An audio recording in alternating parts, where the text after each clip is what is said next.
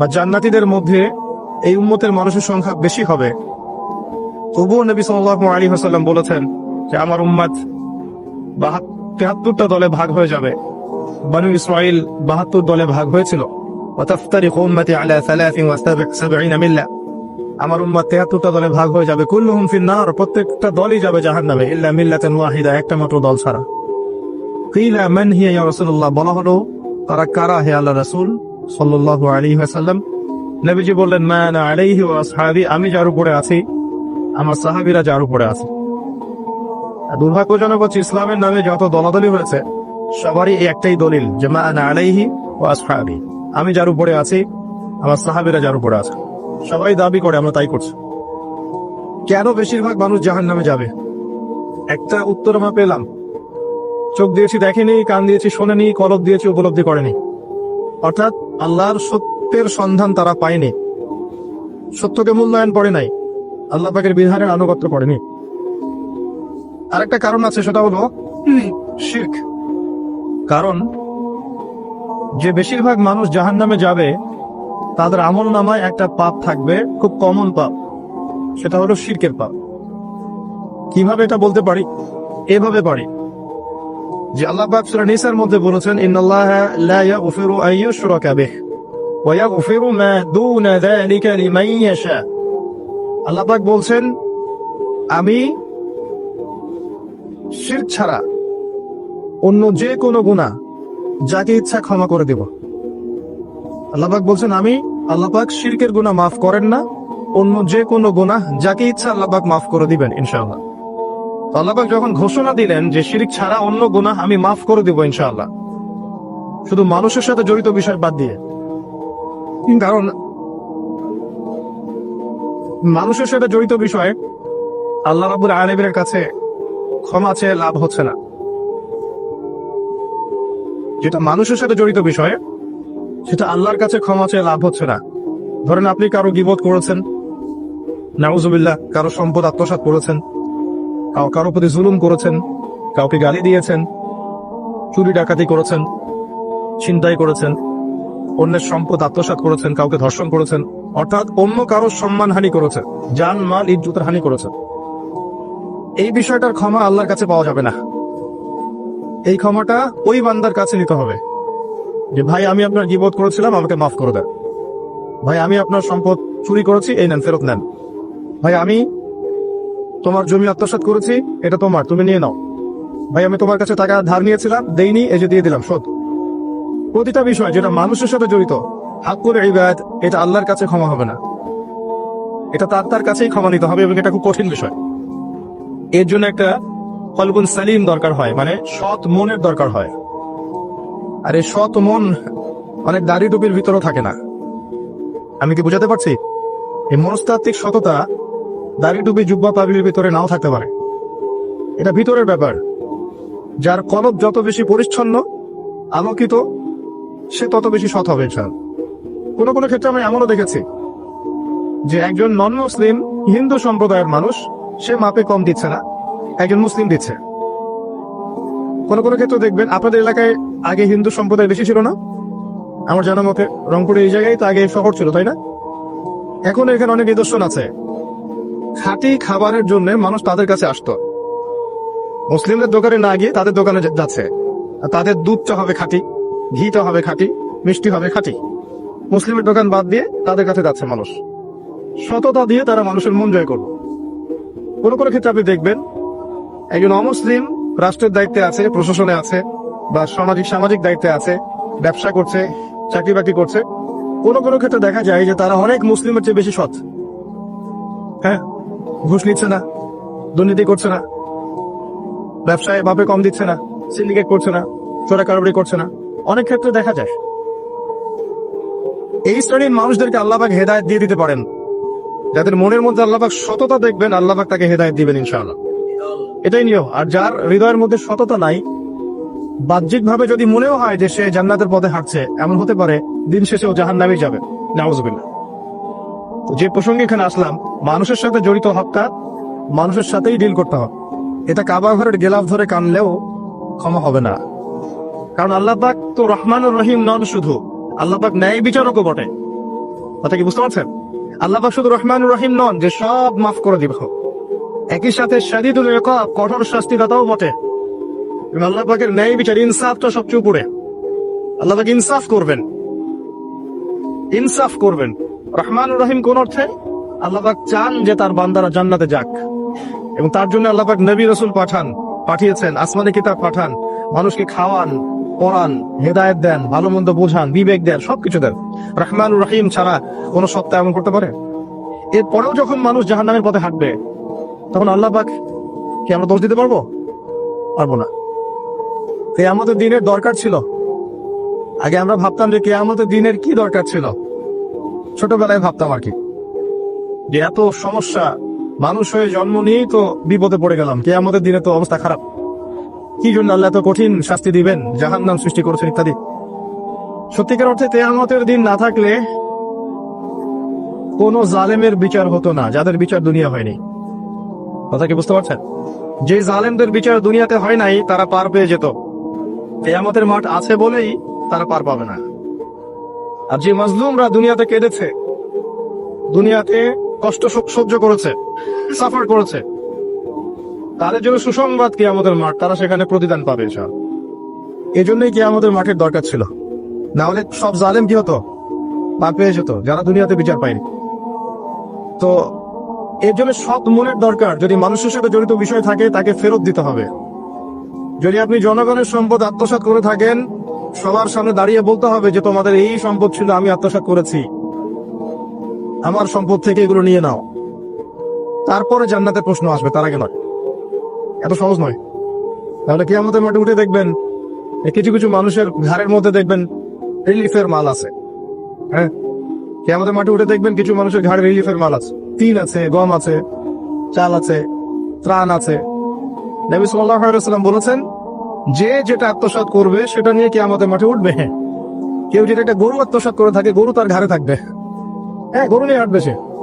কেউ যদি ছাগল আত্মসাৎ করে থাকে, ছাগল থাকবে ঘাড়ে। কেউ যদি কারো জমি আত্মসাৎ করে থাকে, জমি ওই এক তবক হলে 7 তবক চাপিয়ে দেওয়া হবে। তবক মানে তো বোঝেন, তবক আর আইন তবক, কোরআন পড়ে দেখেন। এর জন্য দুনিয়াতে হকটা মেটাতে হবে, এটা খুব ডিফিকাল্ট।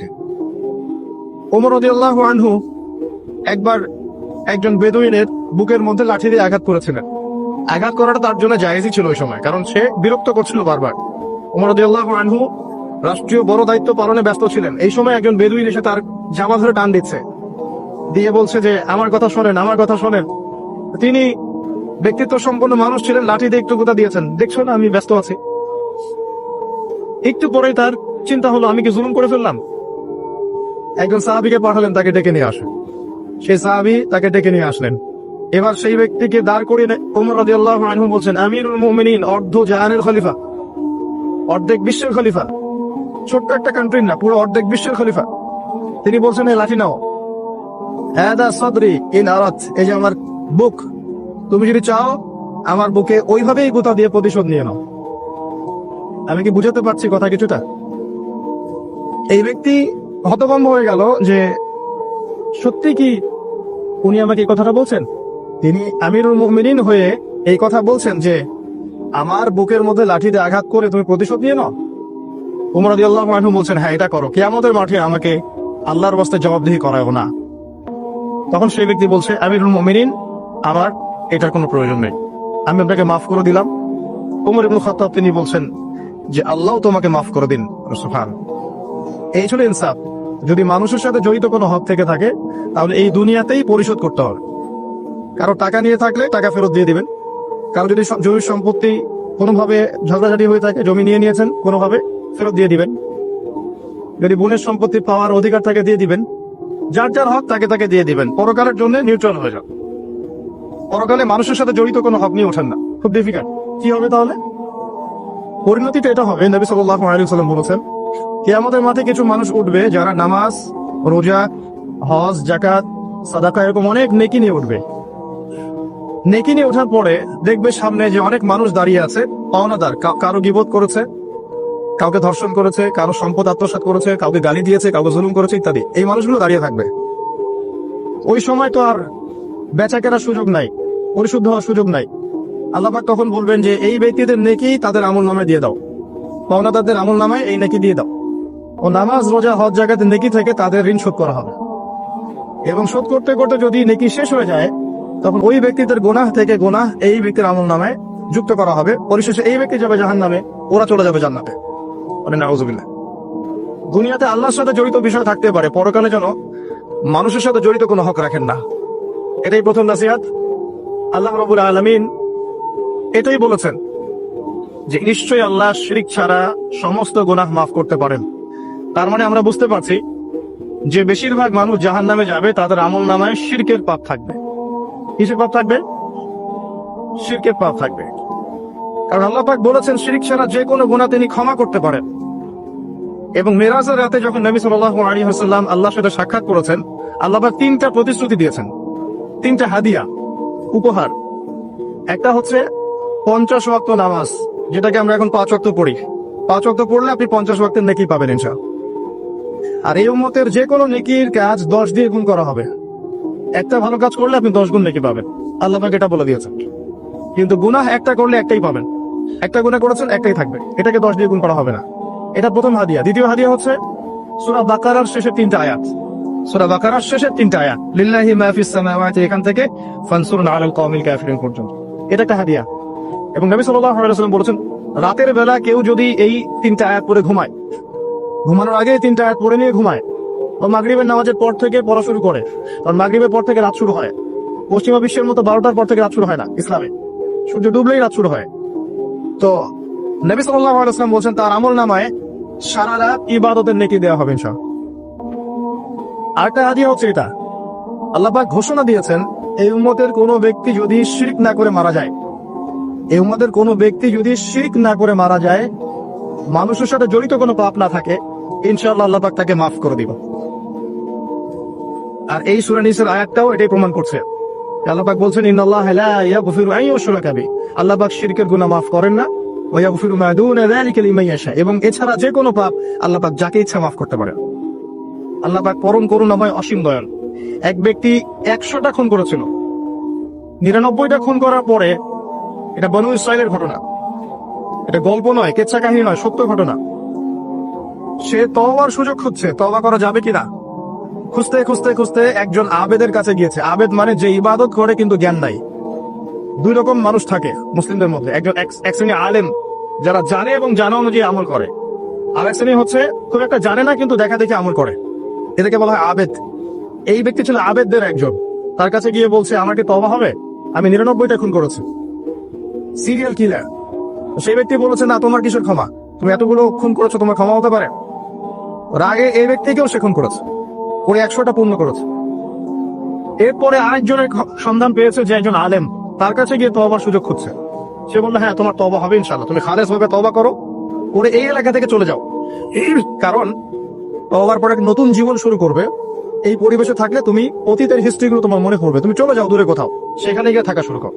সে তওবা করে ওইদিকে চলে যাচ্ছিল, রাস্তায় মৃত্যু হয়। এবার 2 শ্রেণীর ফেরেশতা চলে আসছে, জান্নাতের এবং জাহান্নামের।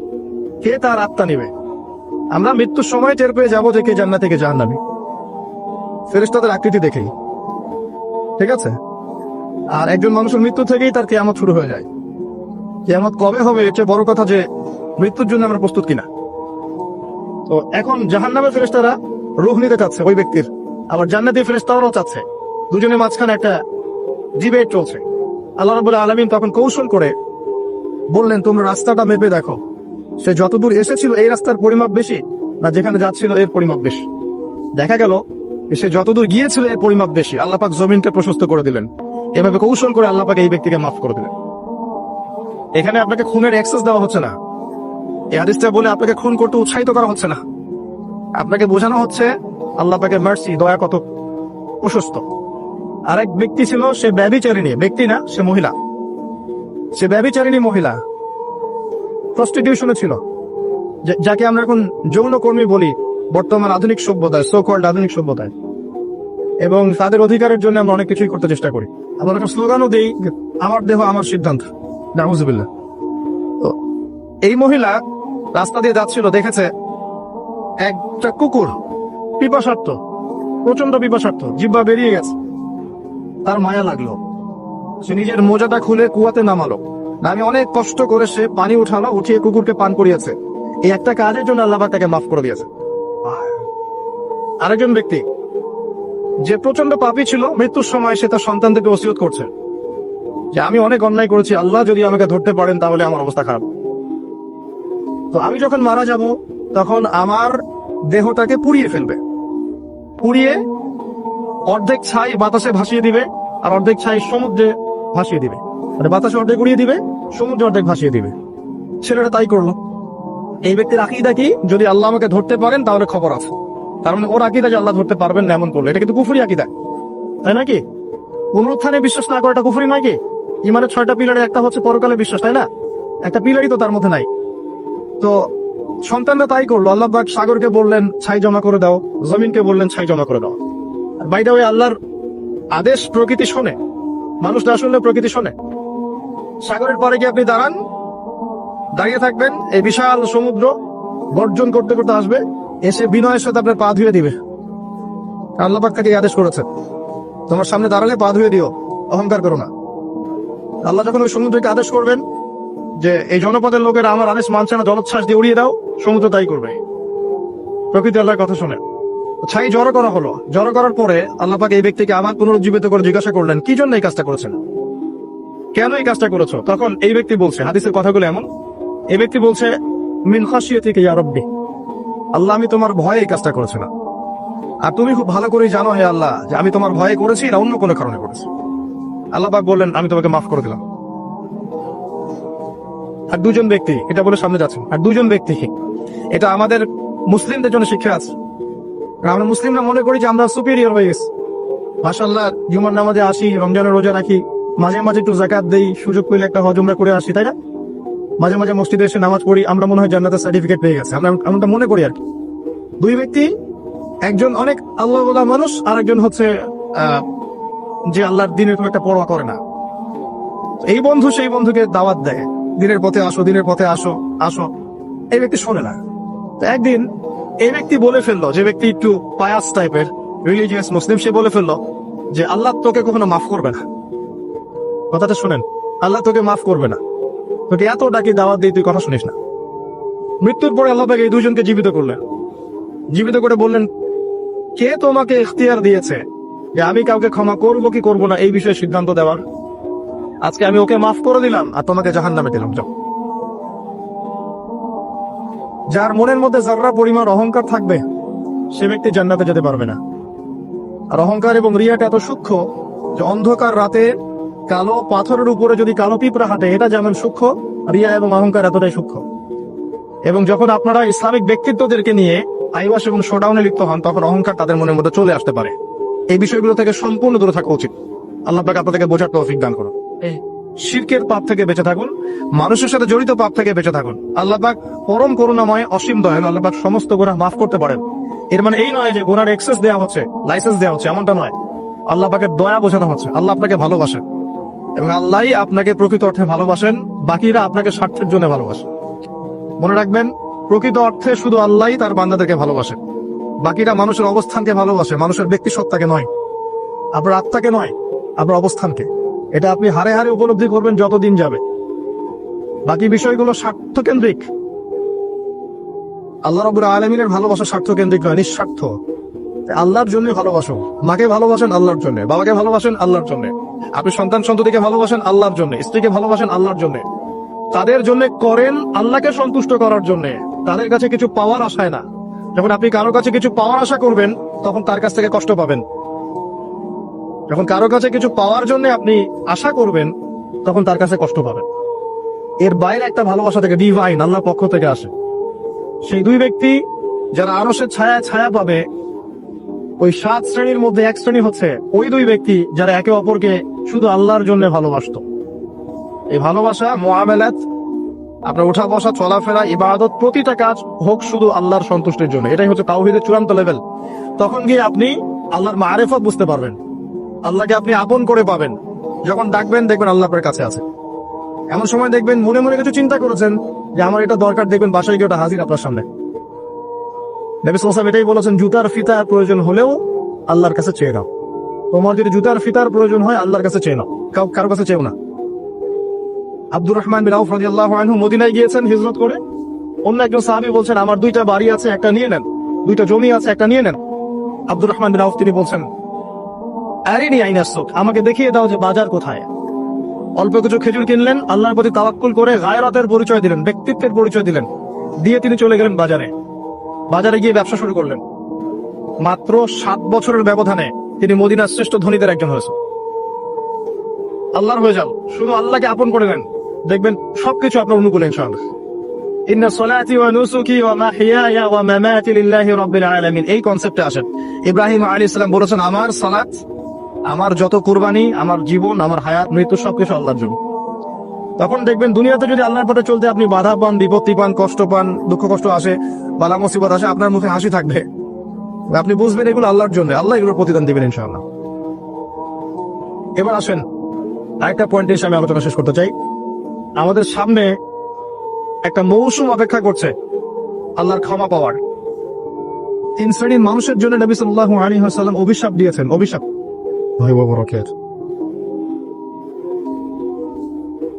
إن الحمد لله نحمده ونستعينه من يهده الله فلا مضل له ومن يضلل فلا هادي له ونشهد أن لا إله إلا الله وحده لا شريك له ونشهد أن محمدا عبده ورسوله أما بعد فأعوذ بالله من الشيطان الرجيم بسم الله الرحمن الرحيم وقال الله تعالى في كلامه المجيد والفرقانه الحميد يا أيها الذين آمنوا اتقوا الله حق تقاته ولا تموتن إلا وأنتم مسلمون وقال رسول الله صلى الله عليه وسلم القرآن حجة لك وعليك رب اشرح لي صدري ويسر لي أمري واحلل عقدة من لساني يفقه قولي اللهم فقهنا في الدين وعلمنا التأويل اللهم اجعلنا منهم الذين آمنوا وعملوا الصالحات وتواصوا بالحق وتواصوا بالصبر الحمد لله যাবতীয় প্রশংসা এবং গুণগান একমাত্র মহিয়ান গরিয়ান আল্লাহ রাব্বুল আলামিনের জন্য, যে আল্লাহ সুবহানাহু ওয়া তাআলা নাযিল করেছেন মহাবিশ্বের মহাবিশ্বয় মহাগ্রন্থ আল কোরআনুল কারীম। যে আল্লাহ পাক আমাদেরকে আজকে সুস্থ শরীরে মসজিদে আসার তৌফিক দান করেছেন, আমাদেরকে মুসলিম পরিবারে জন্মগ্রহণ করার তৌফিক দান করেছেন, মুহাম্মদ সাল্লাল্লাহু আলাইহি ওয়াসাল্লামের উম্মাহ হওয়ার সৌভাগ্য দান করেছেন, সকলেই শুকরিয়া আদায় করি, বলি আলহামদুলিল্লাহ। অগণিত অসংখ্য দরুদ এবং সালাত বর্ষিত হোক মহান আল্লাহ প্রেরিত সর্বশেষ এবং চূড়ান্ত নবী, মানবতার মুক্তির দূত মুহাম্মদুর রাসূলুল্লাহ সাল্লাল্লাহু আলাইহি ওয়াসাল্লামের প্রতি। আমরা সংক্ষিপ্ত আকারে দরুদ পড়ি, আল্লাহুম্মা সাল্লি আলা মুহাম্মদ, আল্লাহুম্মা বারিক আলা মুহাম্মদ। সম্মানিত উপস্থিতি, কেমন আছেন আপনারা? আলহামদুলিল্লাহ আলা কুল্লি হাল ওয়া ফি কুল্লি মাকান। আমরা পবিত্র জুমার দিনে আছি। আল্লাহ পাক জুমার দিনে খুতবা শ্রবণ এবং সালাত আদায়ের উদ্দেশ্যে সুস্থ শরীরে মসজিদে আসার তৌফিক দিয়েছেন, আবারও বলি আলহামদুলিল্লাহ। রাসূলুল্লাহ সাল্লাল্লাহু আলাইহি ওয়াসাল্লাম বলেছেন, জুমার দিনে কেউ যদি সকাল সকাল গোসল করে এবং উত্তম কাপড় পরিধান করে, সুগন্ধি ব্যবহার করে, সকাল সকাল মসজিদে আসে এবং পায়ে হেঁটে মসজিদে আসে, ইমামের কাছাকাছি বসে, মনোযোগের সাথে খুতবা শ্রবণ করে, খুতবা চলাকালীন সময়ে কাউকে কষ্ট দেয় না, এমনকি কেউ যদি কথা বলে তাকে এটাও বলবে না যে চুপ করো, এবং ইমামের সাথে নামাজ শেষ করে, নবী সাল্লাল্লাহু আলাইহি ওয়াসাল্লাম বলেছেন, এই ব্যক্তির আমলনামায় প্রত্যেক পদক্ষেপের বিনিময়ে 1 বছরের নফল নামাজ, 1 বছরের নফল রোজার নেকি দেওয়া হবে। এই বিশাল নেকিটা নষ্ট হয়ে যাবে যদি খুতবা চলাকালীন সময় আমরা কথাবার্তা বলি, মোবাইলে ব্যস্ত থাকি, লুকিয়ে লুকিয়ে ভিডিও করি, ফটো সেশন করতে থাকি ইত্যাদি, অন্যকে কষ্ট দেই, আপোষে কথাবার্তা বলি, তাহলে এই পুরো নেকিটা নষ্ট হয়ে যাক। দেখবেন এটা বলে দেওয়ার পরেও কিছু মানুষ কথা বলবে, এই কাজ করবে। আল্লাহ পাক বলেছেন কিছু মানুষ সম্পর্কে, লাহুম কুলুবুন লা ইয়াফকাহুনা বিহা, আমি হৃদয় দিয়েছি উপলব্ধি করে না। ওয়া লাহুম আযানুন লা ইয়াসমাউনা বিহা, শ্রবণ ইন্দ্রিয় দিয়েছি শুনবে না। ওয়া লাহুম আ'য়ুনুন লা ইউবসিরুনা বিহা, চোখ দিয়েছি দেখবে না।